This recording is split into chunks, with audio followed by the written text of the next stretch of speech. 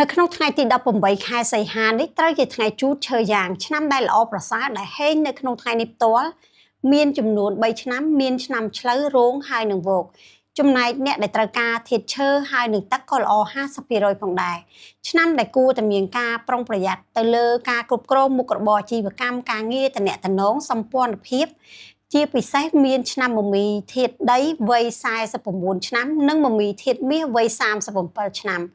ទិសដែលយើងគួរតែជៀសវាងប្រុងប្រយ័ត្ននៅក្នុងការជួសជុលស្វាដំមុខគ្រឹះមានទិសខាងជើងហើយនិងទិសខាងត្បូង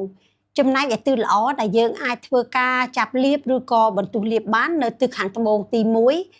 165អង្សាដោយការដាក់ជាកង្ហារនៅក្នុងទិសនឹងបាញ់ខ្យល់ចូលមកក្នុងផ្ទះរបស់យើងឬក៏យើងអាចដោតជាគោមអំបិលក៏បាននៅក្នុងចន្លោះម៉ោង5ទៅម៉ោង7ព្រឹកនិងមួយវេនចុងក្រោយម៉ោង5ទៅម៉ោង7យប់ចំពោះទិសនឹងផ្ទាល់មានន័យថាយើងអាចធ្វើការចាប់លាបបានតែហាមមានការរង្គោះរង្គើស្វានដំនៅក្នុងទិសនឹងផ្ទាល់តែម្ដងកិច្ចការងារសំខាន់ដែលយើងអាចចាប់ផ្ដើមឬក៏ប្រព្រឹត្តទៅល្អប្រសើរដូចជាការបុកគ្រឹះសាងសង់ជួសជុលអាពាហ៍ពិពាហ៍ផ្លាស់ប្ដូរទីលំនៅ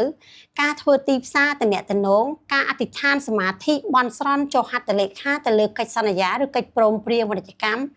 ចាប់ផ្ដើមការងារថ្មីអាជីវកម្មថ្មីដំណើរកំសាន្តល្អប្រសើរ